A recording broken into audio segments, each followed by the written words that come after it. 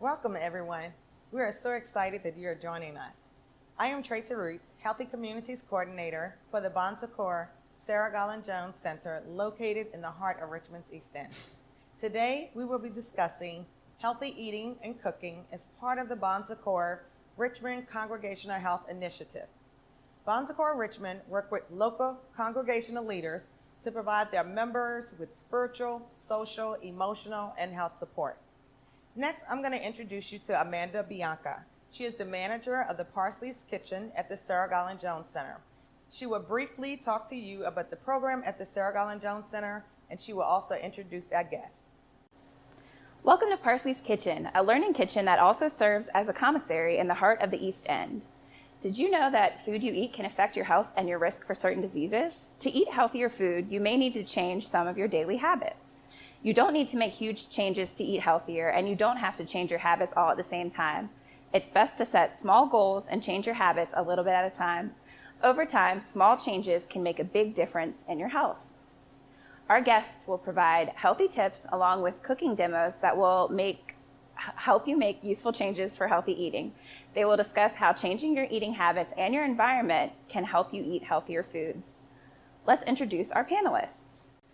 Founder and classically trained chef Sequoia Ross has more than 20 years of kitchen experience. After turning to plant-based eating and unable to find vegan cookie dough that was both edible and bakeable, she created her own. Favorite Cookie Company creates craft frozen cookie dough to satisfy any sweets cravings. Sequoia has also spent most of her career teaching cooking methods and healthier variations of classic recipes. She is an advocate of promoting fresh and clean eating and expanding palates. Cooking is her passion. Elaine Meredith is a registered dietitian nutritionist. She earned her Bachelor of Science in Human Nutrition, Foods, and Exercise from Virginia Tech and completed her dietetic internship through VCU Health System and the Hunter Holmes McGuire BA Medical Center. Elaine has been a community clinical dietitian within the Bon Secours Caravan since 2019. Prior to her work with the Caravan, she gained experience in community nutrition as a member of a research team. The aim of her career is to build the capacity of others to live healthier lives through their choice of food and physical activity. Hello again, it's me, Sequoia Ross, also known as Chef Coco. And what is better than guacamole? Or what's better than pesto? When you combine them. So we're making an avocado pesto dip. Perfect for fresh veggies, perfect for appetizers, or mindful eating, okay? So we're gonna start with our avocado. I purchased these avocados last night. They were not ripe. I put them in a brown bag with a banana, and voila, ripe avocados, okay? When you see avocados on sale, buy them and then freeze them. Well, of course, you got to peel them first. Buy them, peel them, freeze them, and then you can put them in smoothies. Because avocados can tend to get expensive sometimes. So when you see them on sale, grab them. That means they're too ripe and they need to go, so you grab them and you have the benefit. Always have a spoon, and you're going to spoon that avocado right out. We're going to just throw it in here. Boop. Here's the tricky part, the pit. Hold the avocado in your hand, put the knife, look at the knife. Please look at the knife so you don't cut your hand. Look at the knife. You're supposed to turn it, it'll come right out. Voila. And we're gonna spoon it out again. Avocados are good fats. People shy away, they're like, oh, it's got a lot of fat in it. Yeah, but it's good fat. It's not like butter, okay? Where it doesn't have any benefit other than making food taste really good. And avocado is creamy, has very little taste. I have made avocado chocolate mousse I don't know how many times. People rave about it. Don't even taste the avocado. Because avocado is everything. That's it. Avocado is everything. And now look at that. Overnight in a bag with a banana. The gases from the banana help the avocado to ripen. Oh, of course, this one wants to give me trouble. Okay, there we go. Scoop it out. This recipe is so simple. You could really make it with your eyes closed. Trust me, everything goes in the food processor. If you don't have a food processor and you have a really good blender, you can just put it in the blender. It may take a long time for it to get out of there because the blender has that small blade at the bottom, or just invest in a food processor. It's worth the money. We've got some minced garlic. Again, I did not measure. I just love garlic. That goes in. The recipe calls for pine nuts. Pine nuts can get expensive. Walnuts are a great alternative. Okay. Fresh basil. No matter what type of pesto I make. So I make carrot top pesto using the green tops of carrots. I make a collard green pesto, but I always include basil. Basil just adds that to it. So fresh basil.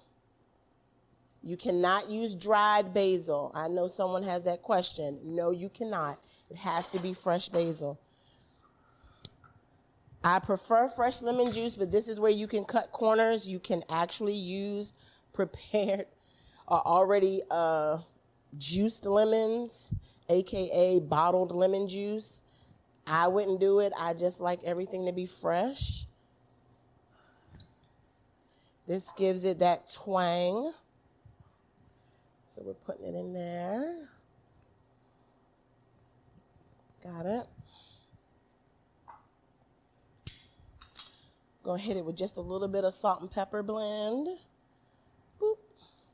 And we're gonna start with just a little bit of olive oil just to get things popping, and then we'll add more if we need to adjust. Okay?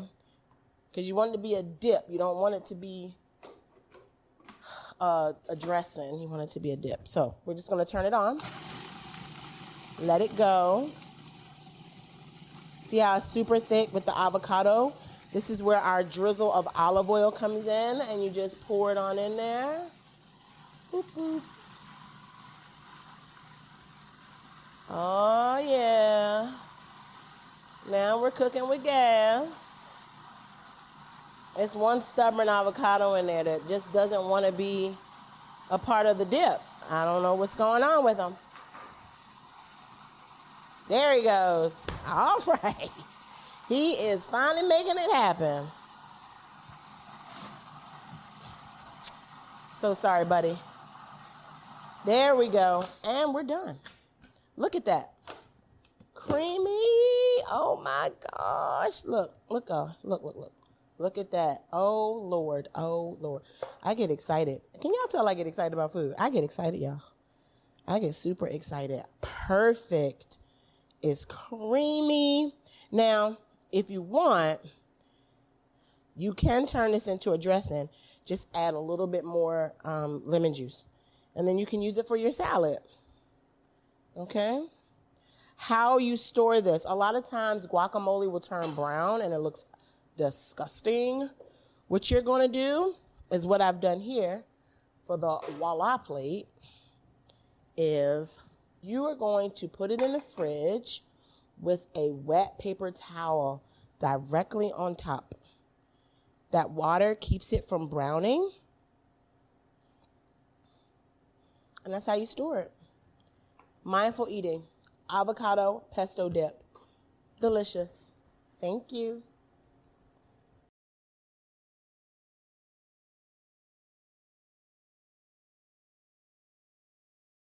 So this nutrition talk is perfect for this avocado pesto dip because I'm sure it's filled with flavor, it smells great, and today we're going to talk about mindful eating. So mindful eating is about being fully present and savoring your food with every sense during your mealtime. It's about really trying to enjoy the smell, texture, taste, and sound of each bite. It also includes respecting and sensing your body's signals for hunger and fullness. And the first step to mindful eating is figuring out, are you actually hungry or do you have an appetite? They work better together, but there is a difference between them. Appetite is the desire for food, whereas hunger is you feeling your need for food.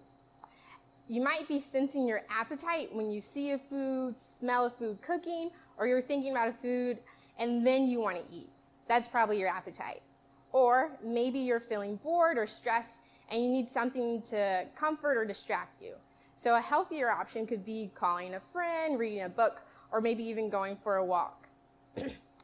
If you are sensing hunger, there are different cues that your body will give you. For instance, feeling the hunger pains, hearing your stomach growl. If you're thinking maybe it's been 4 or 5 hours since you've last eaten, those are probably hunger cues that you're feeling. But you don't want to wait until you're having low energy, you're irritable or hangry, or even having shakiness. You should eat before then. When you are eating, take your time, slow down, and really try to savor the entire mealtime. Something that can be helpful is putting your spoon or your fork down in between your bites and just focusing on what food is already in your mouth. You want to pay attention to the texture. Is it crispy? Is it smooth? Is it gooey? Or even the temperature. Is this oatmeal the right warmth? Or maybe you're enjoying a nice cool peach, something like that. Another piece of mindful eating is going about your food without having a judgmental mindset. So trying not to feel guilt for the foods you enjoy, but also remembering to respect your stomach's feelings of fullness. This isn't the same thing as saying you can have whatever you want as much as you want, but you should let your treats be your treats. Another piece of this is also respecting your body's limitations for whatever conditions you might have. So maybe it's diabetes or hypertension. So eating accordingly. The next part, which is probably one of the trickier parts, is stopping when you're comfortably full. Nothing ruins a meal more than feeling overly stuffed at the end. You don't want to be eating to the point where you can't eat anymore. For most people, it takes about 20 minutes for your body to know that you're done eating. Another tricky thing is avoiding the clean plate mentality. So you can start off by serving yourself smaller portions, and then if you're still hungry, going back for seconds. Or if you create a plate that's maybe a little too big, you can save the rest of it for later. The last piece of mindful eating is practicing gratitude. So expressing your appreciation of your meal. For some people, this might be saying your grace, but it could also mean just saying how good your meal is while you're eating it. You can be grateful for the people around you, the taste of the meal, or the people who have made it. That is it for this mindful eating talk, and I'll see you in the next video.